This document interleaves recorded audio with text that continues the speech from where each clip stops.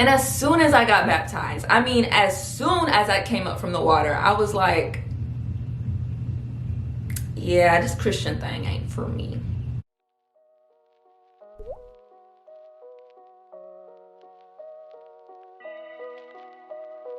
Rising gods and goddesses, my name is Nia Love, aka Love the Hope Dealer, and welcome to the Empire, where we are talking all things life and adulting so that we can become the best people that we want to be for ourselves. If you would like to get connected, you can find me at by Nia Love on all your favorite social media platforms.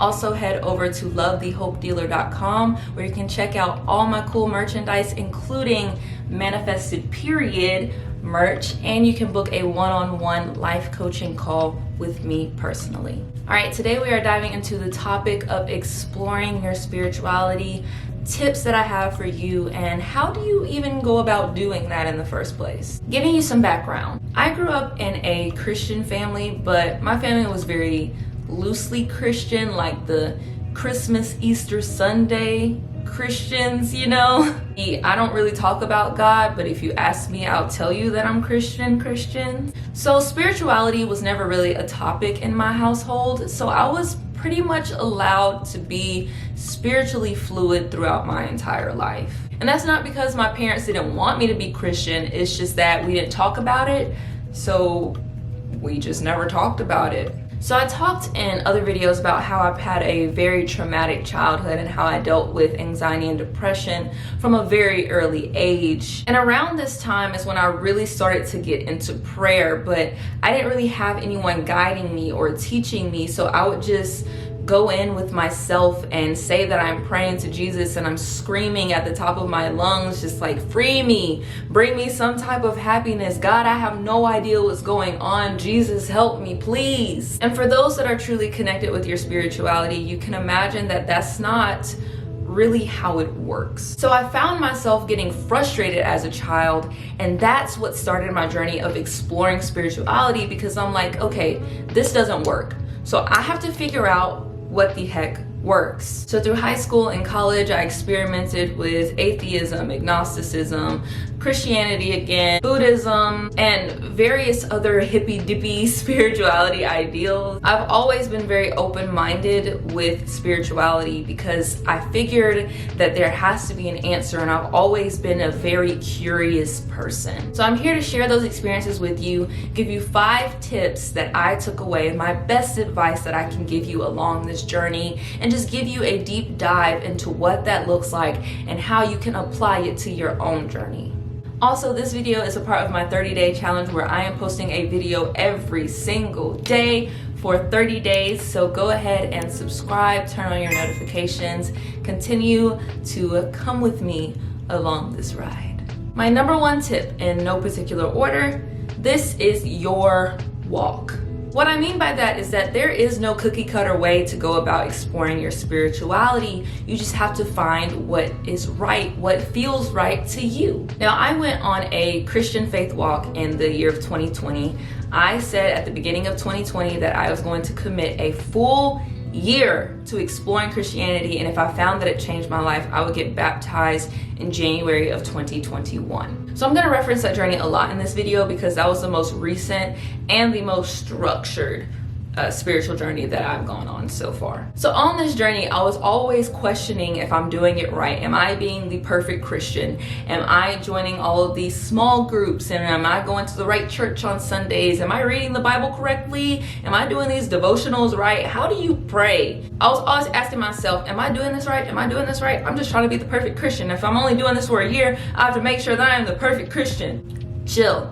This journey is your journey. It is very personal. It does not matter if you're doing it quote unquote right. The right journey is the journey that fits you. The journey where you are getting the most out of what you need out of it. Not what everybody wants you to get, but what you need out of it. That doesn't mean don't be open to trying new things. That means when you're trying new things, don't be so focused on getting it right and be more focused on fully immersing yourself in the experience. Understand that this spiritual journey is going to be a lot of you focusing inward and listening to your emotions. God, your higher self, the universe, they all communicate to you through your emotions. So really pay attention to how things make you feel. Don't get so caught up in the action of doing and rather in the action of being and listening. Tip number 2, do your research. Explore whatever religion, beliefs, spiritual practices that you are interested in. Don't feel bad for having questions. Don't feel bad for being curious. I know that in a lot of the old traditional Black churches that it was against the rules almost to ask questions and to be curious. Because if you ask questions or if you are curious, that is a sign that you don't have faith. But honestly, I truly believe that you asking questions is what brings you closer to that faith that you desire. So immerse yourself in different beliefs and different practices, ones that appeal to you, that interest you, and don't be afraid of that. Don't feel bad for that. You never know what each experience, each encounter, each piece of information that you receive through research will teach you something about yourself, your journey, and bring you closer to what you know as the truth. And that's what my 2020 Christian faith walk was about. I was talking to people, asking the right questions, getting involved in a small group so that I can connect with people and see their view on Christianity, how it's impacted their lives, and what does it mean to be a Christian to them. I was curious, and that's the beautiful part of it. Be curious. Go do your research, go talk to people, go immerse yourself in it. That is the research. Number 3, and I cannot stress this one enough, don't force it. If it doesn't feel right, then it just is not for you, and that is okay. Remember, during this process, we are listening to our feelings. Yes, it is okay to be open-minded and to experience things, but once you've been open-minded, once you've put enough time into it and you've truly allowed yourself to experience it, once you can say that I have truly given this a fair shot and you still don't vibe with it, then it's just not for you. I'm gonna be straight up honest with you guys. I could just not get jiggy with Jesus. Now understand, when I'm talking about Christianity or my walk, this is my walk. This is what I personally experienced. I am not shooting anything down. I'm not saying anything bad about it, because Christianity has changed lives of millions, billions of people around the world. I am not saying anything bad about it. I am saying that I personally, Nia Love, me right here, could not get jiggy with Jesus. And there are so many reasons why. However, this is not a video about that. This is a video about my walk and how I felt. Y'all, I tried so hard, so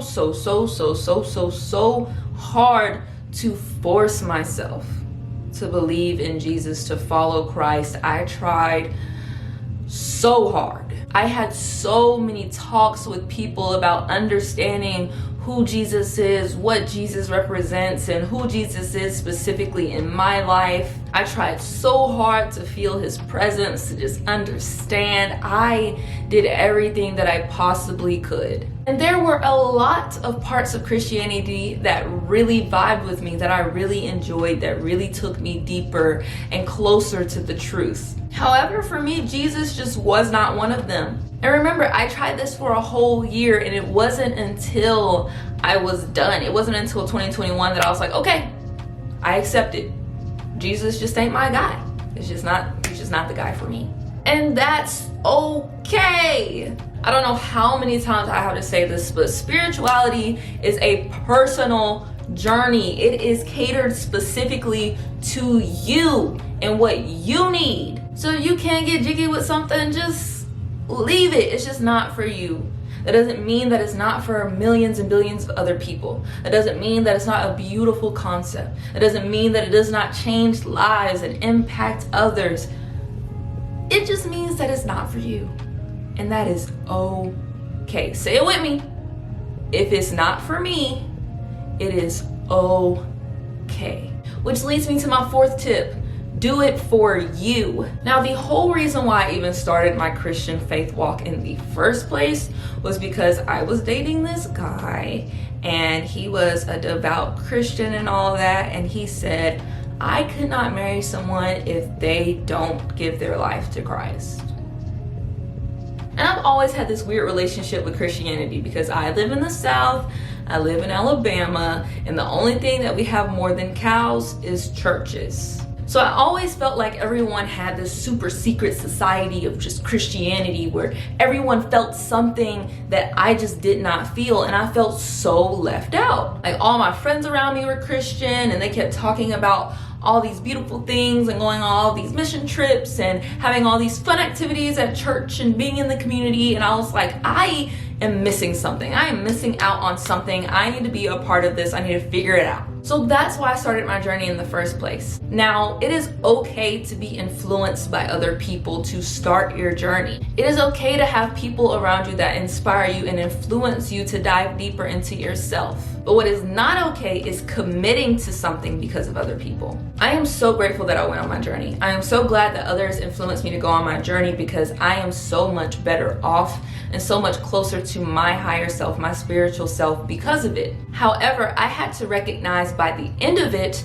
that my decision to continue this walk through the rest of my life has to be my own decision, not influenced by anybody else. My connection with God, my connection with my higher self, with the universe, has to be mine. It is personal. Therefore, it cannot be influenced by other people. So if it gets to a point where you find that you are solely doing it for other people, then maybe it's time to reevaluate, assess what you've learned so far, reflect, and then move on to the next stage. That being said, that leads me to my fifth and final tip. You are allowed to change your mind. So as promised, I end up getting baptized January 3rd, 2021. And as soon as I got baptized, as soon as I came up from the water, I was like, yeah, this Christian thing ain't for me. But I kept my promise. I went through my journey. I said if it changed my life that I would get baptized, and it did change my life. However, it changed my life in the direction away from Christianity and in the direction towards my own spiritual walk. And if you are curious as to where I am with that now, I am just very fluid in my spirituality. I don't commit to any religion. I allow myself to feel my way through life and connect with my higher self, the universe, and God in whatever feels right to me. And so far, that's doing pretty dang good for me, because your spiritual walk is never ending. You can never stop growing your relationship with God or your understanding of how the universe works. It is going to be ever growing until the day that you die, and then when that happens, it's going to transform into a new type of understanding. So you are allowed to change your mind along the way. You are allowed to change directions and start on a new path and then jump to another path. That is okay. Why? Because this is your life. It is your walk. You can do it however you want to, in any way that you want to. As long as you are feeling spiritually fulfilled along the way, then who cares what other people think? Who cares about what you should be doing or what you should believe?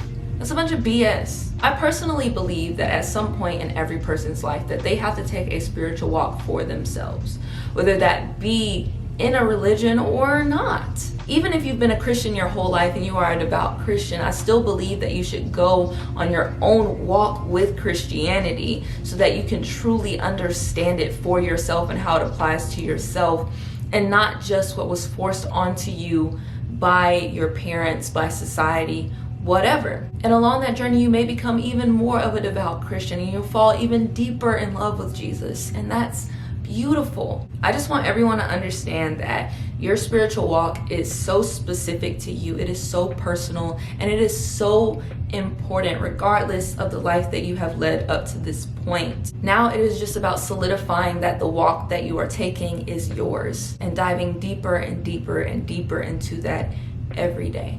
So if you like this video, please give it a thumbs up, subscribe, turn on your notifications. Like I said, it's 30 days of this. 30 days. I would love for you to be a part of the family, be a part of the empire. We would love to have you. Feel free to leave a comment. If it turns into a religion war in the comment section, then I will just delete it. The comment section is for you sharing how you feel with other people that are on their spirituality walk, not for you to shove your beliefs down other people's throats, okay? So be nice and be kind down below. I know how strongly you may feel about your belief or your religion or your spirituality practices. However, you have to understand that people will come to their own conclusions by themselves. So please, please, please create a safe space and allow them to do that. All right, thank you so much, kings and queens, and I will catch you next time.